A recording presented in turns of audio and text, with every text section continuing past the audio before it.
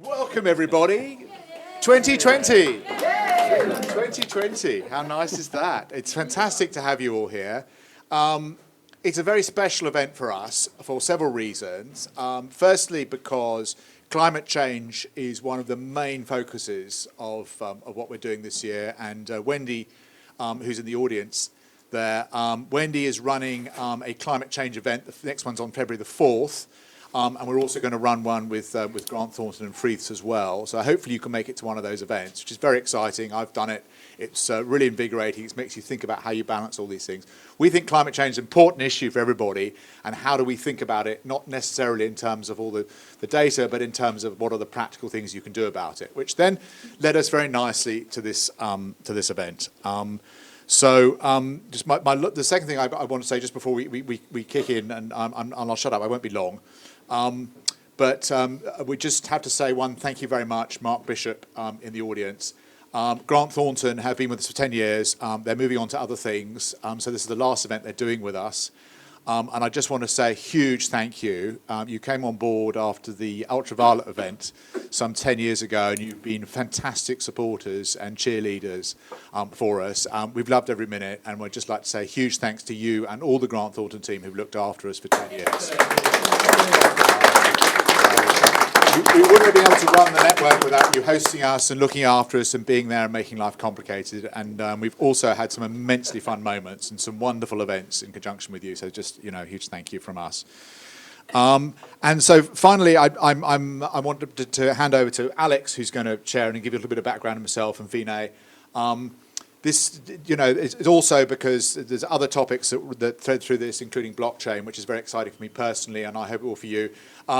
I'm going to let them go at it for about 45 minutes, and then we'll have Q&As. But I mean, if you have to interrupt, please do, because we're going to get some good questions. I'm looking forward to it. Looking forward to fascinating, and thank you both, Vinay and Alex, coming all the way down from London to come and speak with us. It's very exciting to have you here. Thank you. Okay. Good to be here. Thank you. Thank you, Tony.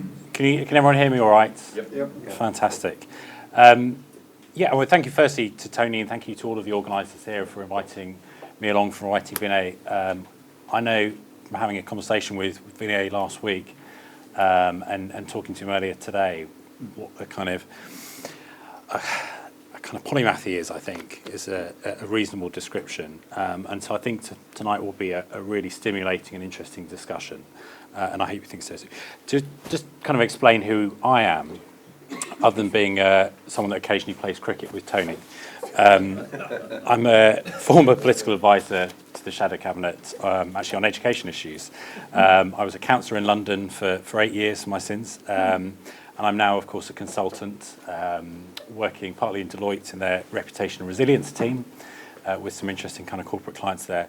But actually, particularly the reason I'm here is I do some work advising clients in the clean air space, and if there is a climate emergency, I think the urgency with which our air needs to be cleaned up, the crisis that we have in terms of our the air and the health impacts of our transport system is something that is very much at the forefront of my mind, and I'm sure is one of the things we'll be discussing tonight. And I think we've got until about sort of 8:15, and the title for tonight's event is Hope for the World, the Climate Engineer. And Vinay can introduce himself, but I'll give you the kind of a brief biography of him and his experience. He's responsible as one of the founders of Mattereum for their corporate strategy, vision, external communications and reputation, a leading figure in the blockchain space. And I'm sure one of the first things he'll be doing too is explaining to all of us what blockchain is, for those of you who aren't experts in this. He coordinated the release of the blockchain platform Ethereum in July 2015, and has claimed that blockchain can save society. So we'll be, I'm sure, grilling him on that claim. He was the architect of the National Blockchain Strategy for Dubai, and was a partner at Hexayurt Capital, a technology-focused VC firm behind the Internet of Agreements. He's the winner of the 2003 Economist Book of the Year, and has contributed to the US Department of Defense research, and actually has a very long and very interesting background in humanitarian work, particularly in developing an open source refugee shelter, which has gone on to become iconic at the Burning Man Festival. So Vinay, I wanted to start, if you like, go back into the 1990s, if we can all remember that far back. You were actually involved in an early digital currency, I think in an era where it's fair to say very few people probably had access to the internet, let alone were interested in cryptocurrencies as they were then. Can you tell us a bit more about that? Sure. So in the mid-1990s, the whole digital currency game was really kicked off by a set of very early actors. David Chaum, I think, was probably the first. The system that I was involved with was a gold-backed digital currency. So they had about $120 million of reserves in Dubai and, I would say, Canada. And your account balance was denominated in grams of gold. And in the early days, you could physically mail them gold, and they would assay it, and then they'd credit your account that many grams minus a fee. And then later on, they would only work with cash in and cash out. But those models of kind of asset-backed digital currencies were very successful because you had minimal volatility. It was a very clean, very elegant system. And a few years later on from that, you got involved in something quite different, which was called Hexayurt, which essentially, you can, I'm sure, explain it better than me, but a form of temporary housing, a tent for refugees and disaster victims. What kind of drove you to go from being this kind of gold crypto prospector, if you like, to getting involved in the humanitarian world? So that story goes back a little further to the, if you want to think of it from one angle, to the 1960s. So there was a spiritual teacher in America called Stephen Gaskin, who was, I want to say, a Korean War veteran. He was a little older than the hippies, probably in his mid-40s. And he taught a thing called the Monday Night Class, which was a sort of perennial wisdom class for hippie mystics. And he taught this in the Haight-Ashbury at the peak of the 60s. In about 71, they loaded up a couple hundred people into school buses and drove across America looking for land to buy because they were convinced that the boil had come off the 60s and the whole scene was going down. And they were right. And they set up in a place called Tennessee, a place called The Farm in Tennessee, Summertown. And the farm was like a test bed for appropriate technology because they were very poor. They were very interested in global issues. They were very interested in disaster relief and humanitarian and doing something about world poverty. So they tried to build the farm almost like as a test bed for those technologies. They were very early on in agriculture for soy in America. They figured out tofu and how to do it in the States. They kept alive the American midwifery tradition. They built a lot of geodesic domes. And a lot of their personnel left for San Francisco when the tech boom started in the mid-'80s and worked at a place called the Whole Earth Electronic Link, a place called The Well. I used to talk quite regularly to a guy called Cliff Figelow, who was part of that. And the farm really looms quite large, like most threads of the kind of American green progressive counterculture. If you'll follow the thread back far enough, it's usually somebody from the farm that kicked it off. So I went down there in 95 just for a look around, like this place was famous. And they totally reoriented my perspective on life in a weekend. It was astonishing, because I went down there and I met a guy called Albert Bates who runs a thing called World Watch. And Albert was just like, so there's this thing called the environmental crisis, and it just turns out that we're running out of environment. And this is like 95. And I'm like, you what? And he sits down and it's like, well, here are the numbers. Here's topsoil, and here's deforestation, and here's a couple other things. And here's this global warming thing. And we're going to run off the rails. It's pretty much inevitable at current rates that we're going to have a real crisis in the future. Just thought you'd like to know. You seem young and smart. You should do something about this. I'm like, thanks, man. And then even worse, because really, I guess they really had an eye for talent. Like, you're lying around and you don't have a plan. Let's give you something to do, kid. So then they took me to see a bunch of their kind of geodesic dome stuff and said, Vinay, could you figure out how to make a geodesic dome with no waste? Because we keep cutting these geodesic domes out of 4x8 sheets. And 4x8 sheets are nice, clean, rectangular, 4 feet by 8 feet, 1x2 rectangle. And if you think about geodesic domes, you've seen them in pictures, the surface is made of lots and lots and lots of funny little triangles. Well, it turns out the funny little triangles don't fit on 4x8 sheet very well, and it was producing unacceptable levels of waste. So can you do something about this? So I put 6 months into it and got precisely nowhere. I got like a 6 or 7% improvement, but it was in no way, shape, or form what we needed. So then I went back to work for the flight simulator work I was doing at the Air Force at the time, and kind of bimbled around in technology, with successes and failures for about the next 5 years. And then I didn't pick the whole thing back up again until after 9/11. So after 9/11, I washed out of technology and went to energy policy because I wanted to try and do something about this whole 20 years of war for oil thing. This is not acceptable. We're not doing that. So I went off and joined an energy policy think tank. And when I was there, somebody there said, "Hey, Vinay, we just did this refugee workshop. Could you figure out how to make a refugee shelter that flat packs onto the back of a truck?" Right. So the idea is that you have a refugee population, you bring the truck, you put up the buildings, they live in the buildings. When it's time to resettle them back where they came from, right? Fighting has stopped, your village is safe, you can go back home. You load the refugees and their possessions back onto the truck. All the houses are folded up and put on the truck as well, and you drive the flatbed back wherever they came from and put the buildings back up again if their houses have been burned down or flooded out or whatever it is. And I was kind of like, well, actually I'm a software engineer, not the other kind of engineer. But then I thought well, I did do a bunch of work on this back 5, 6, 7 years ago. Let me take a shot at this. So I get out a piece of paper and I ask this absolutely archetypical software engineering question, which is, what is the simplest thing that could possibly work? Draw out a 4x8 sheet, divide it up into some triangles, kind of A, V, A, kind of one up, one down, one up. And then I kind of cut the triangles out and I'm sort of putting it together, and sure enough you could make a little roof out of those pieces.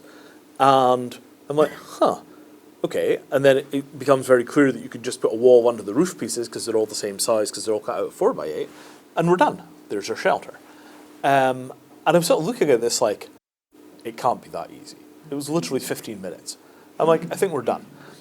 So the next year I take a prototype to the Burning Man Festival with some materials that were donated from 3M and an American industrial cardboard company called Pactiv and an insulation manufacturer called Reflectex, something like that. I can't remember exactly the name.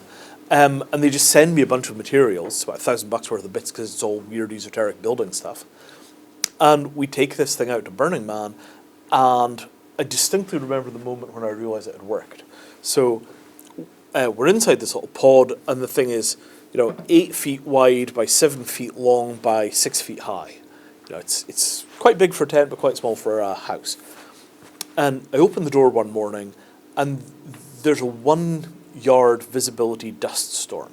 It's just whipping past the shelter.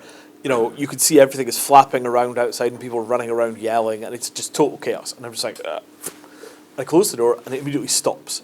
And then I have this realization of okay, so this is a bunch of cardboard and some esoteric tape from 3M and some kind of plastic foil sheet stuff that we've taped around it. And I didn't know that dust storm was happening until I opened the door. This isn't a tent, this is a building. It has an inside and an outside. And, there's real separation. It's cool in the daytime, it's warm at night, it's largely soundproof. Wow. Okay, I guess we're doing this.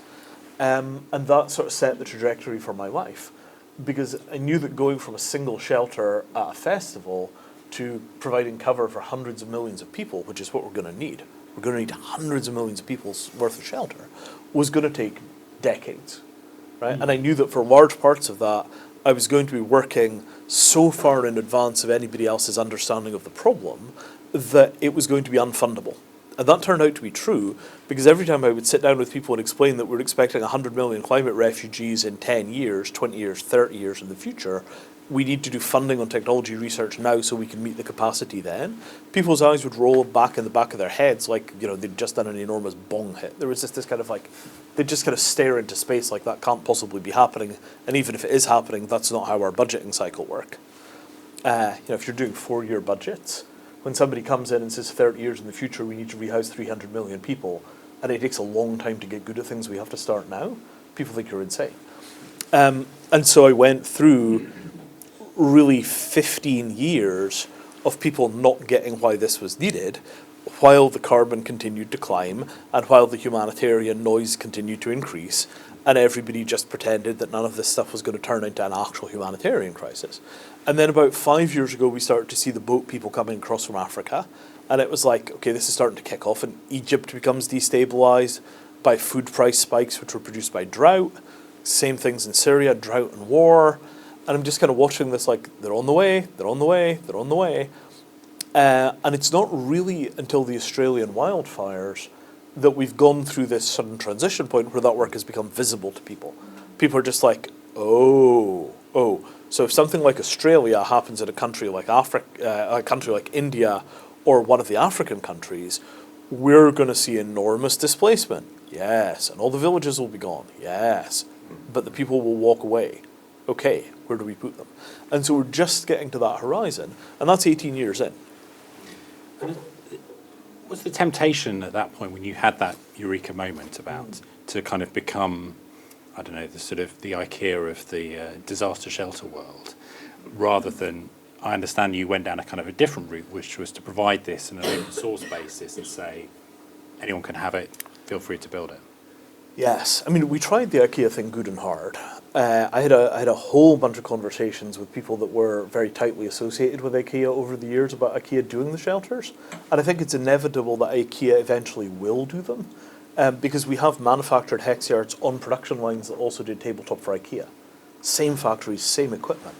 But IKEA backed a different shelter design called Better Shelter, which is actually worse shelter. It's very expensive, it's hard to put up, it doesn't last very well, and it catches fire. So why did they back it? Sorry. So they backed it because a Swedish guy convinced them that he was a professional designer and he was going to design a shelter and it was going to be really amazing. And I had trained Johan over several years. We'd built many shelters together, we'd done a whole bunch of workshops, I'd taught classes with him. So he'd absorbed a lot of the mindset of the Hexayurt, but the problem with designers is that they have to design, right? And the Hexayurt, for all that it is a perfect structure in its way, and I really do mean perfect, it's impossible to improve on. If you start from the assumption you're working with 4x8 sheet, there is no better way of using 4x8 sheet to make a shelter, and that's literally something that you can prove, right? A mathematician, if they can look at it, it's as good as it's going to get. So the problem is essentially vanity, right? He wanted to produce something that was built from scratch. Shelter Centre in Geneva, which was the UN's shelter research centre, had a terrible design called the shelter module, which they'd been chipping away at for years. And there was a bunch of not invented here, and there was a bunch of, you're not a designer, what could you possibly know about this?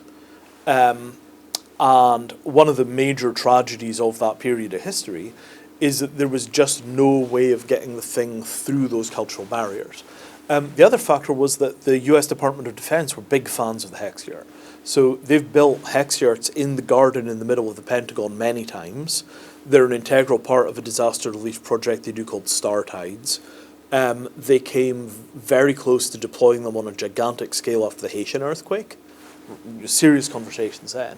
So there was a bit of this kind of humanitarian horror about, you're not from the NGO world, the thing is, it's engineer style rather than designer style, it's got all of these ties to the US military establishment, where IKEA were not touching it. And that was a disastrous wrong turn because the Better Shelter cannot be produced in vast quantities. Right? It uses a whole bunch of weird custom connectors, it's extremely expensive to produce, it requires a special factory, and when you run out of capacity in the factory, there are no more shelters available. You just can't do it. The Hexayurt approach, we could literally take a truck down to Home Depot and walk out with enough stuff to put up half of Oxford in shelters, and it would take us about a fortnight to build them, and any single one of you could help with that process. Right? If you can work a power drill or a manual saw, if you can, hold boards and help lift a roof, you can build these things. It's designed such that the refugees themselves can do the vast majority of the labour involved, and all the materials are in the standard industrial supply chain. So you just take very common things and put them on trucks, and then you build the shelters using a combination of skilled teachers, initial labour to help get started, and then trained refugees. And it's just a very different paradigm because, I think we can all see at this point that hundreds of millions displaced is a very likely outcome. right? The warming is happening very quickly. We've seen huge areas destroyed in Australia. Drought in poor countries typically results in an enormous amount of displacement.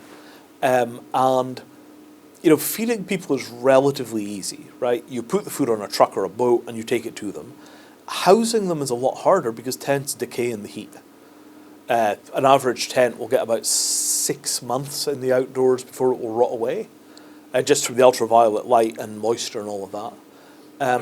So it's quite difficult to see how you manage 5% of the human race on the march without thinking in terms of temporary cities rather than refugee camps. And by temporary, I mean 50 years, not 5 years. We're really talking about very large-scale movements. And for that, you need to start thinking in terms of almost like improvised urbanism rather than refugee shelters. And is that one of the sort of ironic flaws of the Hexayurt, that it's too permanent, and that the humanitarian industry didn't want to have a responsibility for these kind of temporary cities lasting 50 years rather than a refugee shelter for 5 months? Yeah, this is a perennial problem. So, it's such a mess. So everything in the world, as you'll know, is defined by budgets, right? So there is one pool of money for disaster relief, and there's another pool of money for sustainable development. And what constitutes disaster relief is that disasters are short. After the disaster, everybody goes home. So when you're thinking in terms of these people have no place to go now, what would be ideal is if you could take the disaster relief money and then invest it in durable goods and systems that would last them for decades, well into the sustainable development part of their lives, right? There really shouldn't be a divide there, because if you're a villager and your village is now gone because of drought or flooding and you're never going to go home again, at that point you're starting a new life with nothing, and all of your needs are sustainable development. You are in crisis, but your actual problem is a development problem, not a disaster problem, because it's not like we apply the Band-Aid and we stabilize you and you go back home again. You're not going home. And that position where people have nowhere to go back to really doesn't fit inside of any of our existing categories. It doesn't quite fit the refugee model, because in many cases, these people they're not being chased by anybody, they just have nowhere to go, right? They're not seeking refuge from an aggressor, there's just no option for them. They might be internally displaced people, which is a very squishy category, it's quite difficult to deal with, but they're not. They're also economic migrants in they need to return to normal life, which means finding work. So they need a job, they need a place to live. They've come from a place where their homes are gone or their agriculture has become impossible, but they don't really fit this kind of model of you had a flood, you walked across the border, the flood went away, you went home again. So they're a poor fit for the existing bureaucratic structures. And if you're a poor fit for the existing bureaucracy, you're really in trouble. Because if you don't fit into any of the bureaucratic boxes, it turns out nobody has budget to help you. And the Hexayurt fell between those stools because it was a disaster relief project that was intended to last for decades to immediately switch into sustainable development mode thinking. So maybe it's time will come again, in a sense, with the coming potential disaster around climate migration. Well, I expected it to take 30 years to go from one prototype of Burning Man in 2003 to deployable global capacity. Everything I had seen said that anything worth doing takes 15 to 20 years, and I figured in the humanitarian space it'd be another 10 years because the humanitarian space is very disorganized. So the reason that I didn't start it as a company is if you start a company to produce a shelter, what are the odds that company will still be around in 30 years? 1 in 100 maybe? Similar if I'd gotten NGO funding, or I'd started an NGO, how many charities that you start today will still be around in 3 decades? So I decided I was going to run it as a hobby, right? Because you could carry a hobby for decades, you could continue to work on something for decades, nothing will stop you. Sorry. As long as it's broadly within the parameters of the level of effort that a hobby requires, I've kind of been an obsessive hobbyist. There are times when I would spend half a year working on this stuff, but as long as you're making good money the other half of the year, you could continue to push forward, and I got lots of people to help me along the way. So now every year at Burning Man, they build something like 5,000 units. There are about 5 or 6 different companies doing commercial manufacturing. There's a Hexayurt kind of second generation project called ShiftPod, which is like a Hexayurt, but you could fold it up in the back of a car. It's about halfway between a Hexayurt and a tent. They're selling into places like refugee camps. They've got actual refugees living in these things quite happily. They're doing large-scale commercial production. So it's coming along quite nicely. I mean, every year there are more shelters available. And if we continue at the current rate of growth, I think by the time we hit the 30-year marker in 2033, 13 years from now, I think it's very plausible that we will be sheltering tens to hundreds of millions of people. Because it's really cheap and it works great. And, as long as the idea, if you don't die and you continue to grow, over 30 years, you really can go from, a single seed to an enormous forest.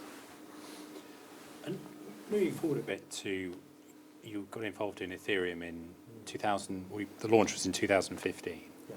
What was it that attracted you to, I guess, first of all, the concept of the blockchain and what Ethereum were doing?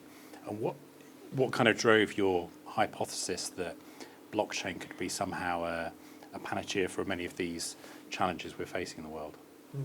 So my interest in the blockchain was really based on my tech experience in the late 1990s, working on a technology platform called XML-EDI. So XML-EDI was an attempt to get the world's computers working together in a kind of tightly integrated, sort of systemic, synthetic way.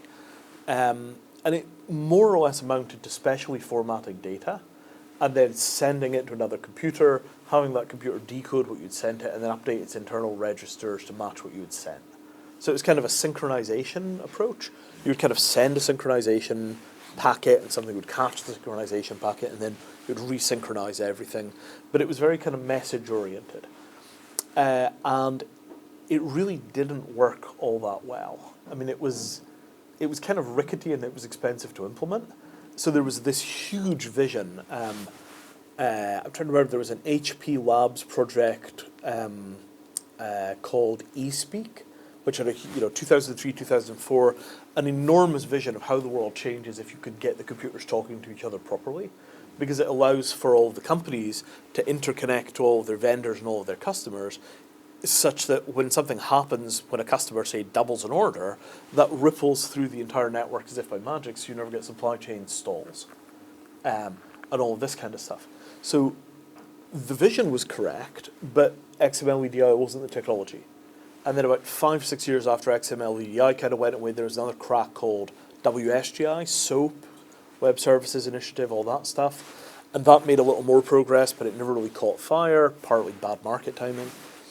But I was left with a very strong impression that there was an enormous thing waiting to be done in building a sort of business-to-business internet using some as yet unspecified technology. So when I saw Bitcoin come over the horizon, I was aware that it was a big deal.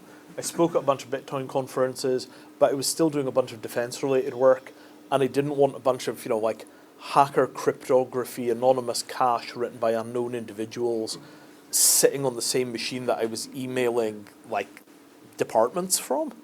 Like, I just wasn't comfortable with that, so I decided I was not going to buy this stuff and I was going to keep my hands clean, but I was still very interested in it, and I went to conferences and I talked at conferences, and I tried to lay out some technology strategy for the people in the field that were very young and a little ambitious. And then Ethereum came along, and the Ethereum guys are talking about smart contracts. And this is where my ears prick up, because that was the high watermark of 90s cryptography. Maybe 90s, early 2000s. The smart contract was kind of the one great day in the future we will have the smart contract. And when I saw a team beginning to talk about that, I'm like, okay, I'm going to quit my defense job and I'm going to go do that instead. Right? It's time to walk across the aisle, because they're finally back at the point where they're going into the future. Like, Bitcoin was kind of a catch-up to where we'd been in the 90s. Ethereum was the point where we began to move forward in time again. What is the smart contract? This is something that can... God. Something that put the lawyers out of business? Yeah, you wish, no. As I say to people, the last cockroach, the last rat, and the last lawyer will all be competing for the last scrap of food. Right? I mean, the lawyer is not... The lawyer is a durable start. So, let me ask for a quick... Keith Richards and Keith Richards. We must think about what kind of world we're weaving Keith Richards. Right. Show of hands if anybody understands what a smart contract is. Okay? All right, we got a few. So I apologize if this bores you. So There are two ways of thinking about the smart contract. There's what we've got today, and there's what we'll have in 10 years. So what we've got today is basically the formulas that you type into Excel spreadsheets, but in the sort of blockchain world rather than the Excel world, those formulas can actually move money around themselves without any support. So they're about as complicated. Yeah, you've all used Excel at one time or another. Take B1, multiply it by B3, add it to B16, and then multiply it by D4, and then put that amount of money into cell C5. That kind of Excel stuff. So imagine that, but when the formula runs, it takes money out of your bank account and gives it to somebody, and you can never get the money back again. And that's smart contracts as they currently stand. Now, that does sound a little rickety and a little scary, and it is a little rickety and a little scary. A bunch of lunatics used that technology to build what amounted to Excel spreadsheets for doing initial public offerings of what was legally roughly equivalent to equity, and then basically did bootstrapped, bootleg initial public offerings of weird little tech companies to the tune of tens of billions of dollars in a thing that was known as the ICO craze. And the SEC has a pile of about 1,200 litigations that they're going to work through one at a time over the next few years, going to resolve that mess. So it turns out that the smart contract is an astonishingly powerful construct. I mean, tens of billions of dollars have gone over these things. But it turns out that if you don't get the legal side of the smart contract correct, you've got software which will move money around, and you could create financial instruments using these systems, but it all turns out to be illegal, which is kind of unfortunate. So that's kind of where the ecosystem is now. 10 years from now, the assumption is that what we're going to wind up with is a system where we have large, competent, comprehensive technology platforms which have code, legal analysis, contract law, dispute resolution, and a couple other services, all kind of combined in a way that allows you to do things like buy and sell equity in houses all around the world in a way which will actually deliverably legally bind to the value embedded in those houses. And the reason that you would want to do that is basically this. Right now there are kind of two gigantic systems in the world, both of which are very rickety and very underperforming.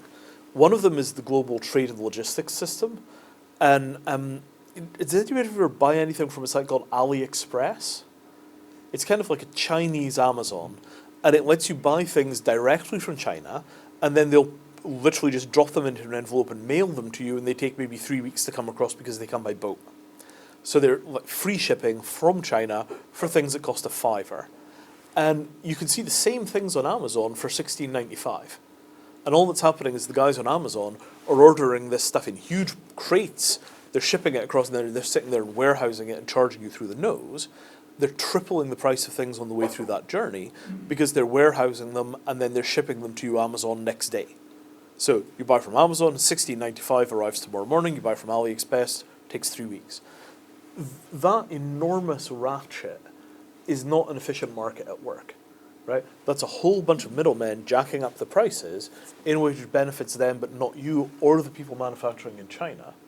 And all of that exists because international customs are incredibly inefficient, and because warehousing is expensive, and because we don't really have a fluid, responsive international trade architecture. If we did, there would be a small difference in price for next day delivery versus 3-day delivery, but that versus 3-week delivery, but the whole thing would be kind of smoothed out. And what's happening is that we've got these big lumps in the international trade system, which people are arbitraging like no tomorrow, making a bunch of money doing, but it's not benefiting either consumer or producer. So, problem one. The second system that has enormous problems is the financial system. So, if I want to buy, well, let's say that I own a house, right? Notionally, I have a house, I own 100% of it, it's in Zone 3 in London. I decide that I want to hedge my risk so that my assets are protected from London price spikes. So what I want to do is I want to stay living in my house, but I want to swap equity in my house with 100 other people in 100 some more houses around the world. So I own 1% of 100 houses, they all own 1% at 100 houses, and we all still live in our houses. And we're now all risk compensated from volatility in the markets that we happen to be in. Right? Very reasonable. The administrative overhead of doing something like that is 100 sets of paperwork across a whole bunch of different legal jurisdictions, because the same thing that gives you insulation from risk is that you're operating in different legal jurisdictions.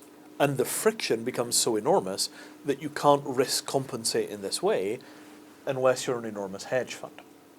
So part of the reason that hedge funds rule the world, particularly quant funds, is because they're so big they can afford to do the paperwork involved in doing international asset transfers, which is what you require if you're going to get portfolio stability in a rapidly changing globalized world. And what that creates is an enormous benefit for large entities at the cost of small players like us, all being very fragile to variations and fluctuations in the local economy. So we're all being systemically disadvantaged because unless you give your assets to a hedge fund and they manage the money for you, you can't overcome the transactional costs of doing the necessary transactions to risk stabilize your asset pools. And those problems are creating kind of systemic injustice in the financial system, which is making it very hard for ordinary people to feel like they're getting any kind of fair deal from the financial system. And that's even first worlders are having those problems. Imagine how bad it looks if you're trying to raise capital for a small business in India or China. You just can't get access to the financial markets, even if you're in a country that has a 20% rate of growth in some regions. You know, some of these places are seeing 20% per annum GDP growth in small areas, and it's impossible to get capital into those places. So all of those problems are caused by the inability to get paperwork done, to get everybody on the same page internationally, to have machines handle the paperwork and the bureaucracy rather than people, to get efficient translations of contracts so you know that if one side signed it in Mandarin and the other side signed it in English, it says the same thing. There are just layers of complexity and bureaucracy and problems in doing logistics and finance internationally. All of that is going to get solved in the next 20 to 30 years by technologies like the blockchain and the things that inevitably follow it, so that it should become as easy to do business with somebody in China or India or Africa as it is to send them an email. And this is kind of software eats the world. The software systems will become powerful enough that they smooth out all the international barriers in the same way that we had to smooth out the international barriers to get the web to work. It's the same process, but it's the internet. It takes the next step into the real world. And so this is what's known as the Internet of Agreements. This is the Internet of Agreements. I mean, is there a bit of a danger that there's a sort of a slight overclaim in the kind of potential here for the Internet of Agreements? Like, you know, you kind of think people have been talking about things like the Internet of Things, all these kind of different developments and their kind of potential scope. But I'm kind of also, it makes me actually think, going back to your point about where we were in '95 and the things people said about the climate crisis then. Yep.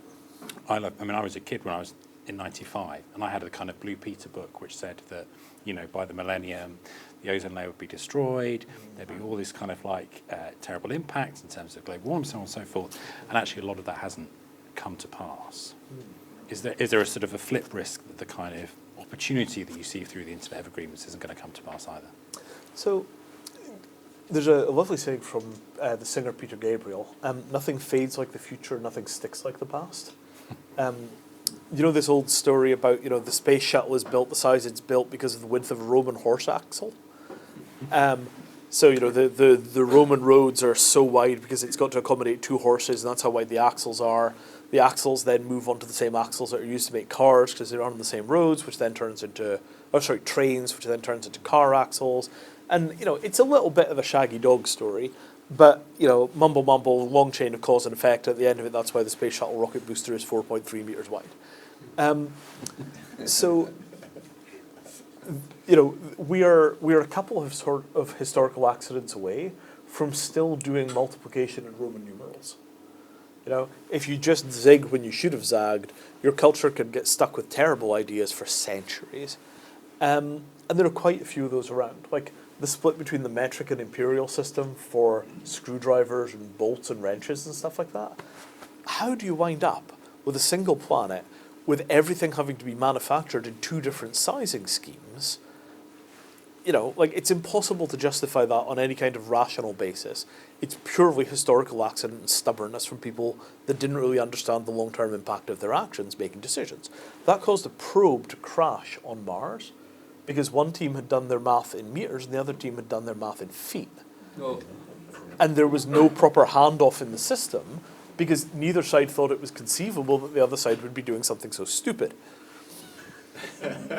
I'm not going to tell you who I think was right in that debate. But that sort of problem, if we get a problem like that requires us to stick inside of the existing systems that we use for trade and logistics, what we'll get is a world with roughly a 10% GDP drag. Right? Container shipping, where we put everything into these standardized metal boxes to ship it around the world, puts something like 7% on global GDP. And at a point where the world is kind of hot, poor, and starving, I don't think we can afford a 10% GDP drag for paper pushing. Like, we have to mine efficiency out of the global system because efficiency is free lunches, and we could use free lunches for about 3 billion people on current numbers. So I don't think we've got a kind of moral right to leave that inefficiency in place. We have to reclaim these inefficiencies because, if we could pull all of that efficiency back from the brokenness of the international logistics systems, firstly, it's intensely profitable for the companies that succeed, and secondly, it's food on tables for all the people that can go and do something useful rather than being stuck in that drag. It's how do I say this exactly? It all fits inside of the general rubric of trade facilitation, both on the logistics and the paperwork side. And trade facilitation is the thing which the World Bank is now pushing as kind of like a number one priority because it provides stabilization and liquidity to the whole global economy without having to do anything about geopolitics or technology. I think a lot of people are viewing this as being a free lunch that we kind of have to eat. And then how far we get down that path depends on technology, politics, bureaucracy. It's kind of 50-50. But there are places where it's been done, like the Apple supply chain. The Apple supply chain runs very much in the way that I would expect the global supply chain to operate. It's very integrated, it's very international. They've stripped out practically all of the bureaucracy. It's extremely transparent, and the efficiency is unbelievable. And everybody's kind of looking at that like, okay, like the Apple supply chain, but for everything. And I would say that there's a kind of sagacious nodding that, yeah, okay, that's where we're going. Just don't expect it to be tomorrow. I think we could all get on board with the automating the bureaucracy and reducing paperwork. Perhaps not handing all over to Apple, but I wanted to bring you back to Mattereum. I'm conscious of time and I want to bring other people in as well. But you founded Mattereum with quite a strong ethical framework to it, I think it's fair to say. How do you think some of the technology you're developing there could help reduce those inefficiencies and begin to kind of address a lot of the environmental catastrophes we may see in the future? So my feeling is that for the most part, if people are given an option between doing the wrong thing and doing the right thing, generally speaking, they'll do the right thing. Right? I don't think that is, a completely universal law. There are occasions where you're so broke that you're just going to do the wrong thing and you'll deal with it later. But for the most part, if you have a choice between buying something which is ethical and unethical, you'll buy the thing which is ethical. Right now, it's quite hard to figure out what's ethical and what isn't. Right? It took a long time for the organic and the fair trade and the free range and all the rest of these sort of certifications to get stood up, not just as a certification, not just with a certifying body, but as something that consumers could relate to and that would affect buying decisions. Right? I mean, I would suspect that most of us, when you see eggs on a shelf, will kind of instinctively reach for the free-range ones rather than the not free-range ones, because you have a little voice in your head that is basically like, chickens in fields, chickens in cages, chickens in fields, better for me, better for the chicken. And that sort of pressure towards doing the right thing is very driven by habit and it's very driven by data. So the field that I'm chasing, and I'll talk more about what we're doing in the short term first, but in the longer, I'll talk about what we're doing in the short term second. I'll talk about the long term first. So the field that we're chasing is inefficiencies caused by poor specification. So you buy something on the internet, and this hits us individually as consumers a little, but for business, it's a really big deal. So if I buy something over the internet, I need it to work when it arrives, and if I have to go and buy another one, and it takes 3 weeks to come on a boat from China, that could cause me to have a delay on my contract, and that'll cause me a whole bunch of additional trouble, or I have to get the thing air freighted, and it's going to cost me 700 quid. Right? So if I buy my box of 24 steel bolts, they have to be exactly the size that I need, they have to be the tolerance that I need, they need to be in the correct steel. All of that stuff has to be exactly as specified. So what Mattereum does is it basically provides you with a framework for putting multi-dimensional product specifications on the blockchain.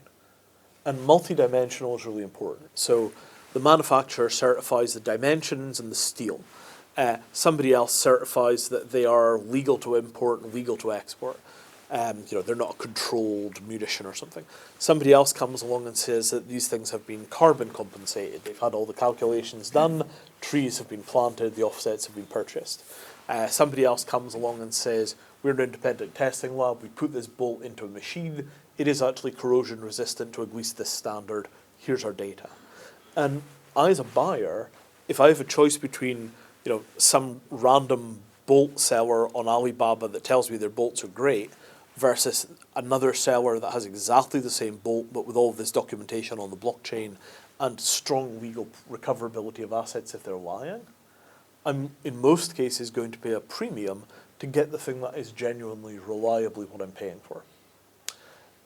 So we call this the doubt discount. Normally when we buy something online, you always have a doubt about the fitness for purpose of the goods or the quality of the goods or delivery schedules or these kinds of things.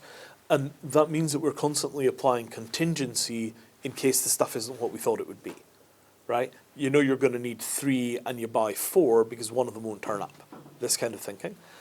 Or, it says it's $25 and you're kind of like, yeah, but what if it doesn't fit? And then you just don't buy it, right? So getting rid of the doubt discount, it saves waste and it makes money.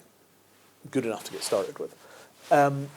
When we start talking about the global, international sort of implications of this, if most of our manufactured goods have extremely detailed, extremely reliable, multi-dimensional specifications available, we can now begin to use software to drive provisioning. So I come along and say, right, here are 36 things that I need. I've typed them up in a spreadsheet. I hand the spreadsheet over to a website that does automated provisioning. It goes out and finds me people who will sell me all of these things. And because the specifications are extremely precise, that website has the ability to go out and do kind of bargain hunting for me. So think of things that look kind of like flight booking websites, but for the material world, right? I want a white dress shirt that is my size, and I want it on Thursday before I fly. Go. How do you like this fabric? $18.99. Sold. Right? And that ability to reliably get what you paid for in a way that gets rid of the doubt discount, that's kind of doing for the material world what internet search engines did for information.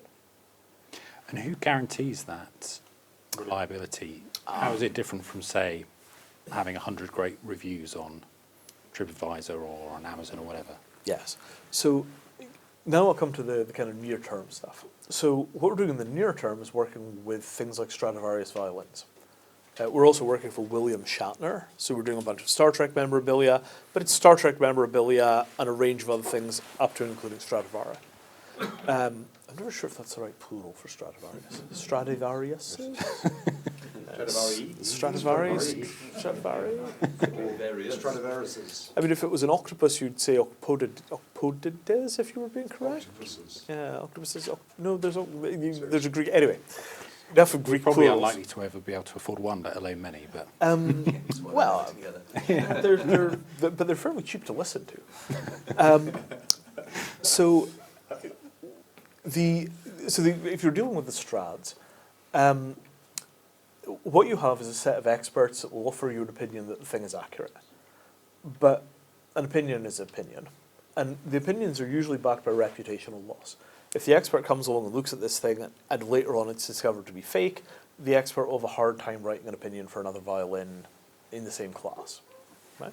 But that doesn't make you any wholer because you bought it and the thing turns out to actually be an Amarty. So there's a risk here, right? You know, one expert identification in 25 turns out to be inaccurate, for example. Varies from field to field. And where there's risk, there's insurance. So our approach is that the experts basically give you an opinion, and the experts work with insurers or work with us or work with mutuals or a bunch of different legal structures to come along and give you a policy where you give the expert $5,000 and the expert gives you $500,000 of cover against the violin not being real or not being as described. And what that means is that you as a consumer can buy a set of these policies to ensure that the object is genuine, and this has two features. The first is that if there's a problem, you get money, and you don't have to go to court because it's a dispute resolution with an insurer rather than having to try and sue somebody. So it's a much gentler kind of dispute resolution, thing one. And thing two is you know that they're serious about the accuracy of their opinions, because if they're wrong, they're going to have to pay out their own pockets. And so that gives you a sense that people are serious about the integrity of the claims that they're making. And you have to tie this to good dispute resolution machinery, or the disputes when they arise will be so expensive they'll overcome the value of the insurance. And we've done a ton of work on that. But it all comes down to money as a universal language. Right? If I say this is real and there's $2.5 million of insurance available on it and the object only costs $3 million, that's the kind of universal language of truth. So I buy the insurance and then I'm going to take this thing and we know that it's real, and if it's not, you're going to pay me back. And we've got half a dozen different people writing policies that all add up to this sum of $2.5 million. In that situation, if multiple experts are willing to put real money on the line in substantial quantities, I have the strongest possible assurance that the thing is genuine. And I think that what that creates, because money is a universal language, what it creates is the ability to internationally trade in assets which are very hard to move across cultures. How does the dispute, though? I mean, insurance companies are in business to avoid paying out. Yes. And so they will try as hard as they can not to pay out. Yes. So what is the criteria for them, for the Stradivarius to be proven as not genuine? More experts? So let's think more generally than the Strads, because the Strads are a very specific case. Okay. They have a lot of very, very complicated politics and history and tradecraft. They're Strings attached. strings attached. Yeah. They're fiddly, right? They're fiddly. But think a little more generally, right? The museum world went through a huge ruction when radiocarbon dating was invented, right? So there were all kinds of objects which had been assigned a date, then radiocarbon dating is invented, then you re-examine the objects using the new technique, and quite a few things turn out to be fake, and quite a few things also turn out to be way older than they'd been thought to be. So in that instance, you could have the best experts in the world who all have the same opinion. Every single expert in the world can say, okay, this stuff is genuine. Then we come up with new science, and it turns out that some of them are wrong. Now you have an easy claim, and it's easy to settle. In that instance, you know, a change in circumstances gives you a black and white answer. Somebody raids a forger's nest and discovers a whole bunch of copies of a painting that you just bought. Oops. Right? So those are the kind of black and white instances. The harder instances are sort of he said, she said professional opinion. 6 experts say it's real. One expert comes along and says, you missed something, it's not real. Your original experts look at it and like, this guy's a clown, he has no idea what he's talking about. Somebody has to make a decision, right? So in all of these instances, the insurers are a frontline dispute resolution machine, you know, provider through their customer service, right? And if it's something like radiocarbon dating or forgers are caught red-handed, the insurers will pay because they kind of have to, because the facts are clear and they know that if there's a formal dispute, they will inevitably be forced to pay. They might as well just take their medicine, that's the business. In the instances where it's he said, she said, we now go to arbitration, right? And the critical thing about these machines is that arbitration is an under-engineered field, right? The 58 New York Convention on Foreign Arbitration Awards is signed up to by about 150 countries, and it gives you the ability to constitute a private court which will have the same legal enforcement power in every one of those 150 countries, regardless where the court is located. And those systems clear transactions of hundreds of billions of dollars a year as it currently stands. There's an enormous volume of dispute through those machines. So the insurance policies and all this blockchain stuff that goes around them binds to specific arbitration courts which have technical expertise in the asset class that you're working with. And those arbitration courts also have expedited dispute resolution machines, so you can do things like early neutral evaluations to give you a good sense of which way it will go at a very constrained cost. So you're always attempting to avoid full-scale arbitration, you're attempting to avoid expert witnesses, you're giving people every opportunity to re-examine the facts from the perspective of their opponents. Because from the perspective of the insurers, you know, how much would the insurance industry like a slice of every transaction in the world, right? Visa operates, for example, an informal insurance and dispute resolution system, which is every time you make a chargeback, the guy at Visa decides whether he's going to give you the money or not. And if he does, the money shows up back in your account. Well, it's essentially insurance, but it's all operated by Visa and paid for by merchants. And as a result, it doesn't do large value transactions. So imagine Visa-style models where you've got insurance and dispute resolution baked into the payment rail, but it's a payment rail that will allow you to buy houses, Stradivarius violins, cars, right? You know, the really heavy purchases of life, all inside of these same frameworks. And what that allows for, because it's using arbitration courts, you know, the blockchain technology is inherently global. Arbitration is inherently global, so it gives you reliable jurisprudence regardless of where in the world you're undertaking your transactions. And that will take a long time for all of the little nooks and crannies and, you know, I's to get dotted and T's to get crossed. But the broad outlines of that are immediately workable in most transactions from most of the world right now today, because arbitration is extremely standard internationally. I want to try and bring in some of the questions here at this point. Are there other people who've got, I don't know if you had a... I did, but it's been answered. So. Okay. Oh, grand. Is that a hand? Sorry, gentleman in the back, yeah. With what you're saying there... Over the mic. Did you have a follow-up? Did you have a follow-up? Hi. Okay. Hi, I'm Haig with Haig Barrett with Management Consultants. Yeah, I was just interested to know with the description you made of the violins, I can't pronounce it either, or some of those other things. Is there an opportunity to tokenize those types of things or cars where the history kind of follows with it? Or is it always going to be a unique kind of timestamp on it to get all those experts or things in? So yeah, the opportunity to tokenize long-term lifetime, if you like, for cars or things. So we are very much in favour of tokenization. We think it's a really good idea. We do not want to compete with our customers, right? So we would quite like there to be a nice position where we do the object authentication, we verify the things are real, and then that becomes kind of a standard for all of the different companies who are doing tokenization to verify that the physical assets that they're tokenizing really exist and that they have the attributes they are legally required to have. You know, it's kind of a different level of the stack. So we think of the tokenization companies as potentially in the long term some of our best customers, but we ourselves don't want to compete with them, so we're staying out of tokenization. Because if we did a bit of tokenization stuff ourselves, on one hand it would prove that it works and we could show people how we think it ought to be approached, but on the other hand, who wants to buy services from a company that could compete with them? So we're much more comfortable staying out of tokenization. Thank you. Yeah, lady back. Oh, sorry, sorry, the lady behind you. Lady behind you, yeah. We'll come to you next. I think I just did this morning. Interestingly, I have EU staff members, EU colleagues, and this morning, or it was something different, but you've made me think about it. We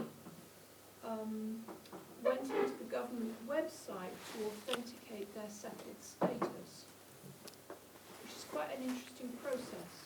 Do you know how this is working? There are no pieces of paper. Yeah, it's all done on a phone application. It's done on a combination of a photograph, a piece of a code that comes becomes that they log into the government website with their details. They get a code from the government website that they can send to anybody they choose, who then gets a code, uses that code to go back into the website to say that this person is who they say they are. Oh, so it's like a vouching thing, like people used to sign the back of passport photos. Yeah. Sorry. I'm not sure. Is it a token or is it three-factor authentication of the sort that you're talking about? It sounds like both. I mean, the use And it's of... for people. Yeah, yeah.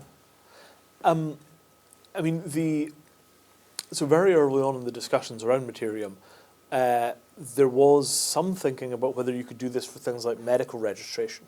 Yes. Right? You know, if somebody comes and says, okay, you know, here's my certificate, I am, you know, I've got 14 years of surgery in Japan, and you then attempt to re-implement that in New Jersey, just managing the paperwork burden of recertifying is so enormous. You know, could you streamline that using the same kind of mechanisms that we're using for objects? And our take on that is, technically there's no problem. In terms of commercial risk for things like malpractice insurance, there's no problem. But the certification boards are going to cause you enormous problems. So it's not that you can't do this in a way which is legally responsible and would ensure patient safety, but it just turns out there's a bunch of legal machinery which you would have to negotiate with to get results.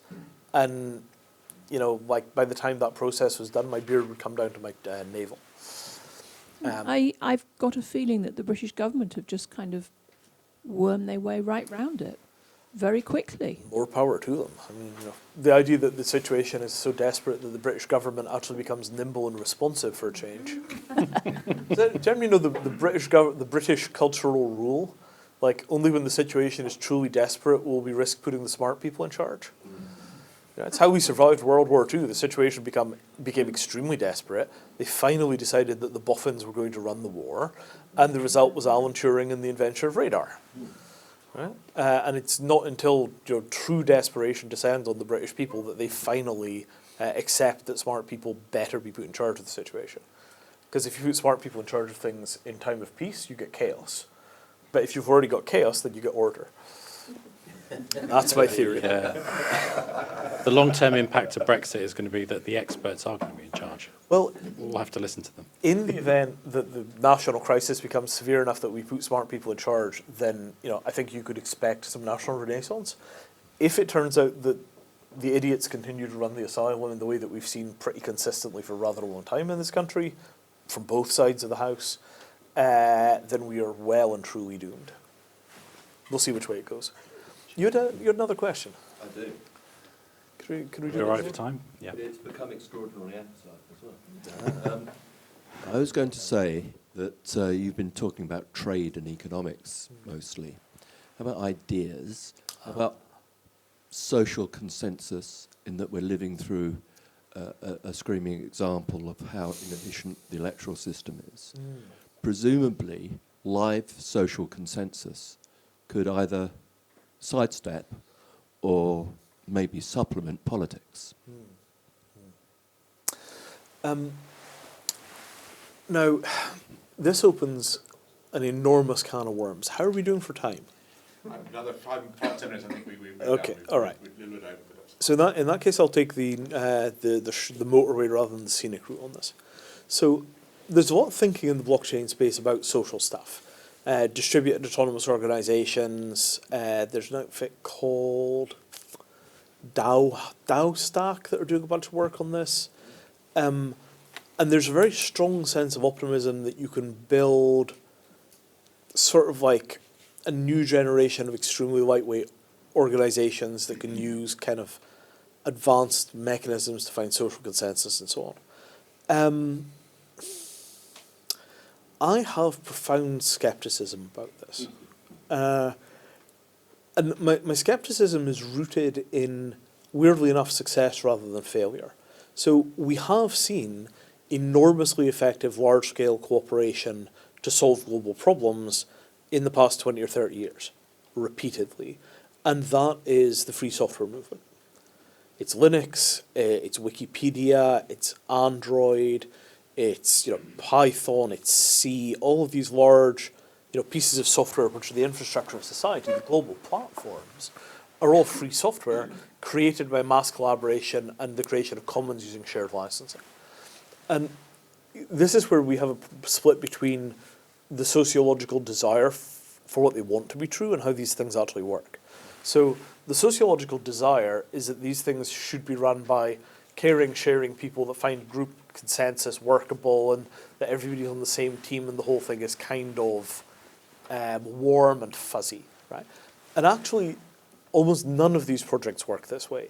Most of them are run by a single autistic sociopath that governs the project by screaming at people when they screw up and wrote about 50% of the code themselves. And that model of a single super productive individual with enormous inherent authority from a strictly meritocratic base, right? If I wrote 50% of this system myself, you, Rob, ought to be able to write the other 50%, now do it my way because you came here because I did the first half myself. That turns out how these systems actually run. Wikipedia is a little different, but one man wrote about a third of Wikipedia. Right? He should be as famous as Norman Bowang, the guy that did the Green Revolution. One guy wrote about a third of Wikipedia. So those kind of meritocratic dictators turn out to be kind of like feudal nobility, right? One guy with a sword says, I'm going to do it this way, and if you're on my side, we will succeed, and if you're not on my side, we will still succeed. That model, much as it is out of step with our current social norms, turns out to work, right? And I think that there is an opportunity to take that model and make funding much more accessible to those networks, to make small transactions for payments much more accessible, to do automated payments for problems solved, bounties. I think there's lots of room for streamlining that pipe. But to be honest, for all the time and energy that I've seen people sink into finding large-scale social consensus, I don't think anything's come out. I mean, I'm surrounded by people that are jibber-jabbering on about, one kind of social progressive value or another, about how we're going to find communities are the answer, or, we need, complexity-aware organizations, or, whatever it happens to be. There's an endless churn of these kind of ideas of like, well, somehow we're going to work together and we're going to sort this out. But the idea of simply putting really, really competent people that nobody likes very much in charge and then doing what they tell you seems to be the last thing on anybody's mind, right? Because the more kind of friendly and sociable the thing is, the more we will tend to promote people with excellent social skills, right? And the intersection between excellent social skills and absolutely profound domain expertise is very infrequent, right? This is this is the kind of Steve Jobs thing, right? So I kind of feel that what we need is a sort of working class technocratic response to a lot of problems, right? And the amplification of genuine expertise to the point where people will follow the expertise rather than following social hierarchy or popularity, I think that has a lot to recommend it. Singapore has a model where they have, an authoritarian government for sure, right? But they also have an astonishingly powerful civil service where the head bureaucrats are paid on the order of $500,000 a year, and if they're found to be corrupt, they're extraordinarily seriously prosecuted, right? And that model has established a kind of technocratic governance of Singapore where if the problem could be solved with a little bit of money and a correct opinion, it gets solved, and so the society runs pretty smoothly. And that's not a product of authoritarianism. It's a product of massively overinvesting in the civil service and then letting the civil service solve problems. Right? You could import that model of the civil service here inside of a democracy and nothing would glitch.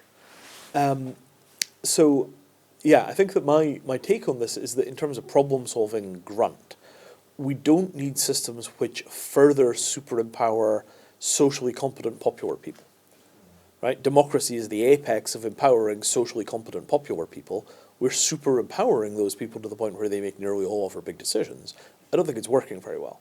What I'd like to see is an approach which is about super-empowering quiet competence, and I think that the civil services of the world are where a lot of that competence resides, and it could be backed very strongly. And I think that the open source world is a really good is really good evidence for the idea that large-scale organisation of quiet competence is a path to the future. So yeah, I think that we are pretty much maxed out on putting shiny people in charge of things, and what we need is competent hands and minds that are, disciplined and capable of taking responsibility to be empowered by the systems to solve the problems that are within their domains of expertise. That's, I think, an interesting point to end. And perhaps you're one of the people that could answer Dominic Cummings' call for expertise into the civil service in terms of reforming it. I just want to ask you one last question, Vinay, and then we'll wrap up. Sure.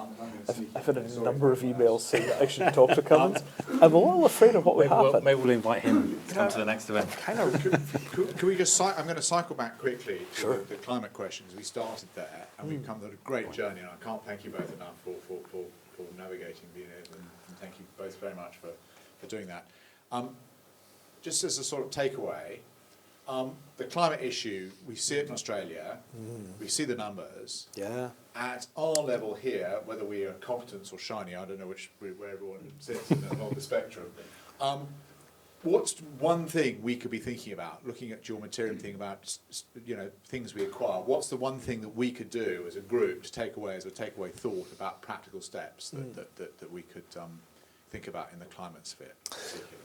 So there's a policy step and there's a kind of practical step.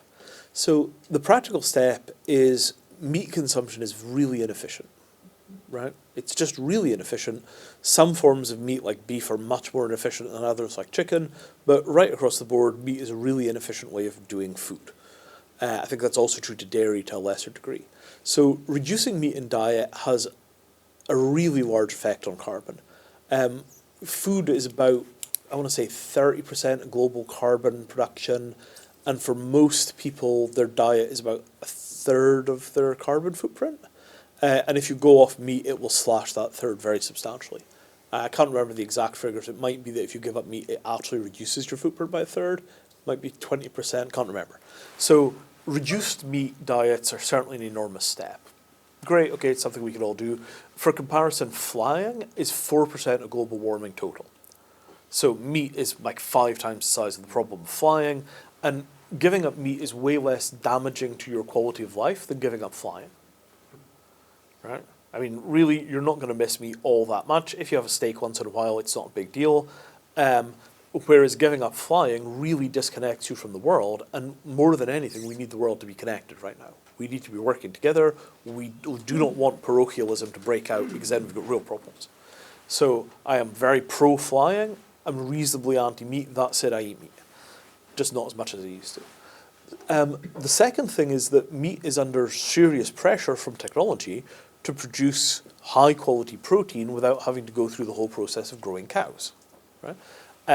And this is the whole, the Americans call it clean meat. George Monbiot calls it farm-free food. He just wrote a big article about it for The Guardian. And I think that we need really, really strong cultural support for that as an agenda. Like, okay, so, use biotechnology to make good food without having to go through the whole farmyard thing, right? And, there are long and complicated arguments about, well, in some parts of the country, the sheep are part of the ecosystem, and, it's more efficient to grow sheep on this land than potatoes. And, there are all kinds of detailed, complicated ramifications. But at the end of the day, we've got 9 billion people to feed. Biotechnology has gotten really good recently. It cannot be beyond the mind of man to make something that works like yogurt but produces beefsteak. And, people are chipping away at that. So I think we all need to be aware that that is coming, and don't allow paranoia about that technology to take hold, right? Because there will be an inevitable backlash from people whose idea of environmentalism is pastoralism, where we go back to the land and everybody has a pet chicken in their backyard, and this is the solution to the environmental problem. And unfortunately, if you sit down with a spreadsheet and run the numbers on that, it doesn't really come anywhere close to feeding us. If we're going to sustain a fairly substantial high-tech society that increases quality of life for everybody for the foreseeable future, if we're going to continue the trend of civilization being civilized, rather than coming off some kind of cliff, we need to continue to develop new ways of feeding people that are more efficient than the old ways. And the next step on that path is the replacement of the factory farm with this kind of new approach to food production. So don't let paranoia seek in, right? We need to watch that stuff very closely. Monbiot's article is excellent. I once bet against George Monbiot on fracking, and George was right and I was wrong. He's one of the few people, when he says something that I immediately think, that can't be right, he's one of the few people where I assume that he's right rather than thinking that I'm right and he's wrong. And then I check, and usually his opinions are pretty well founded. He is not God, but he's close. So I think that there's a real need to embrace those technologies as they come, because they'll come to developed world countries first. One of the things that will come out of Brexit is the UK will get its own ability to make quick decisions on these kind of technologies. You could say that that's us being used as guinea pigs. You could also say that's us taking a world-leading position. So yeah, fight pastoralism. Pastoralism is the enemy on green issues. What you're looking for is ultra-green, high-tech industrial solutions, because that's the only stuff that scales to 9 billion people. And, we've done it for everything else, right? We did it for books, we did it for light, we did it for entertainment, we did it for shoes and, trousers and whatever it happens to be. We got into this position where we've got 9 billion people to support because we were so good at solving resource scarcity problems using these kind of industrial approaches.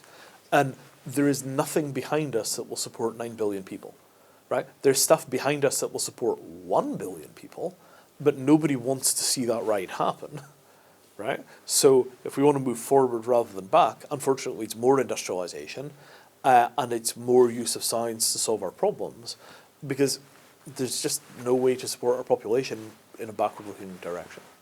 Forward is the only way. Brilliant, Vinay. Thank you so much. That's a great answer. Can I ask the audience, please, to put their hands together and thank you.